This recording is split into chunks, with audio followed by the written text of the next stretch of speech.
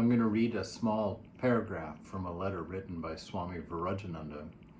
He was born in the late 1800s and died in 1951, I think. He was the 6th president of the Ramakrishna order, and he was a disciple of Sri Sharda Devi, the Divine Mother. So definitely a worshipper of God as Mother. He writes, "I am so glad to learn that you are performing your spiritual practices regularly. One who has shed tears for God is indeed blessed. Sincerity of heart is what counts. Tears of love for God are perhaps more sacred than the very waters of the Ganga. They purify the heart, and one attains devotion to God and becomes fit for receiving His grace. You must pray to Him with all of your heart.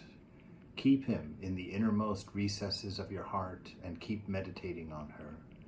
Pay no attention to the joys, the sorrows, and the attachments of this world.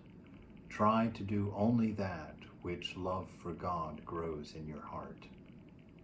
This is the only way to happiness, the only way to lasting peace. I pray to Him that you may obtain love and devotion for Him." It's a beautiful letter of encouragement, really, in helping us keep a focus on what's important. You know, if you're sensitive about the idea of God or uncomfortable with that, you can always place the word love in there, since it's really always that love that we're trying to get in touch with. It's an irony that this love for God is the love for love. It's love for its own sake. And to perform your practices regularly, it's dedicating yourself every day to purifying, sharpening, cleansing, clarifying that love that is your very nature, that love that brings you such joy and such sweetness in life, that love that really helps us to stay on track with a life that's meaningful and satisfying and enriching and worthwhile. And his reminder that the sincerity of the heart is what counts. This is what's important in the world. You know, that we be sincere, we be true to our nature, and uncover what that nature is, knowing it to be wisdom, knowing it to be light, knowing our nature to be love. And to be sincere to that is what creates a life of richness, creates a life that is its own reward, without a motive for being anything different than what we know of our inner and highest self.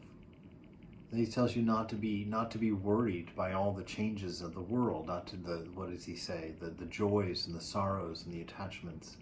Really, Eckhart Tolle's way of talking about that is so marvelously helpful. The stories that put you into conditions and thoughts and states of mind, happiness and sadness. Erase those, step out of your mind, step before the mind, and come back in touch with that nature of your very own, that it is God that dwells in the heart. That's where the love of God grows. But the love that is growing for God is in fact God, is in fact of God, is God's nature. You know, we've talked that God is love. God is not loving. God is love.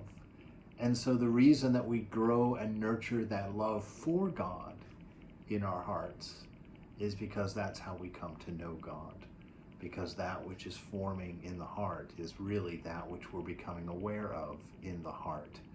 And that is love. That is the divine. That is God herself.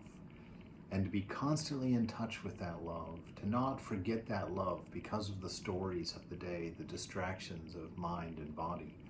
To not forget that love, but to find a continual inspiration